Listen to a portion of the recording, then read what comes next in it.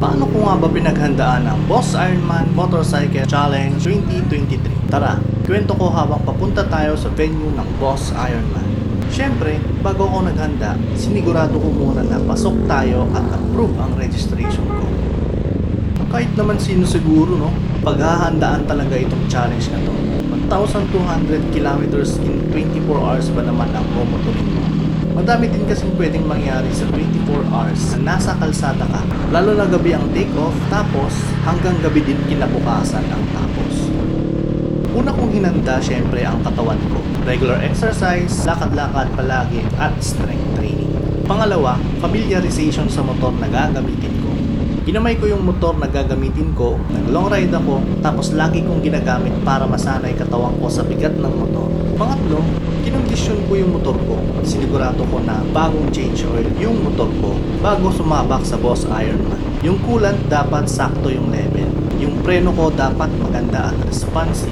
Dapat yung electrical system ng motor ko, lalo na headlight, signal light at brake light ay gumagana. Tinignan ko rin yung gulong ko syempre. Dapat in good condition. Nakakatawa nga eh. 1 week before ng Boss Ironman, napako yung gulong ko sa likod. Hindi lang isa, dalawa. Una, nirepair ko muna siya ng pasak system. Pero para makasiguro at hindi mabawasan yung pressure ng gulong ko during the event, pinavulcanize ko siya. Pero bago naman mag-start ang event, pagpasok ko pa lang sa venue, i-scrutinize na ng event organizer yung motor ko. Siyempre, pati na rin papeles at sinisiguro nila na in good condition ang motor mo. Pang-apat, syempre yung utak ko. Natutulog ako ng kumpleto lagi, weeks before the event. Iba pa rin kasi kapag nakakondisyon din ang utak mo. Pang-lima, inalam ko yung ruta, kung saan ako magpapagas, saan kakain, saan magpapahinga, saan ko bibilisan at kung saan ako mag-chill ride. Nag-download din ako ng mapa na nakapin na yung mga checkpoint. Meron din pre-provide sa group ng Boss Ironman tungkol dito. Patagdag din sa kumpiyansa ko na medyo kabisado ko yung mga daan. Kasi taga-Cagayan ako. So nakailang daan na ako dun sa mga daan na dadaanan namin. Pang-anim na ni-ready ko ay ang mga tools at equipments na dadalhin ko.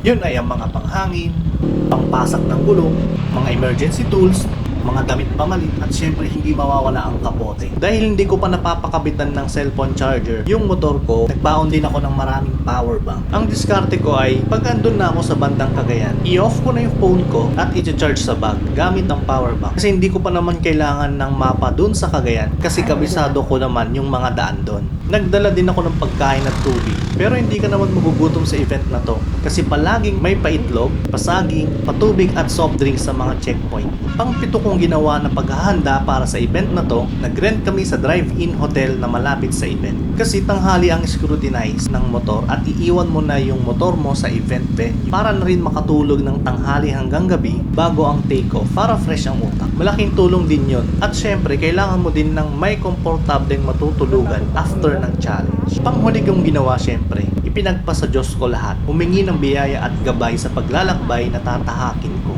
Yung ibang rider, nabalitaan ko nagre-recon pa sila o yung tinatawag na reconnaissance. Yung nagluloop na sila before the event para ma-familiarize sila lalo na sa ruta. Highly recommended din to lalo na kung bago ka sa ruta para malaman mo kung saan matao, saan konti, saan ka magmamabilis, saan ka magdadahan-dahan at kung saan ka magpapahinga.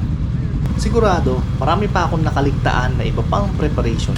Pero sana nakatulong ito sa mga balak sumubok sa Boss Ironman 2025 kung meron man.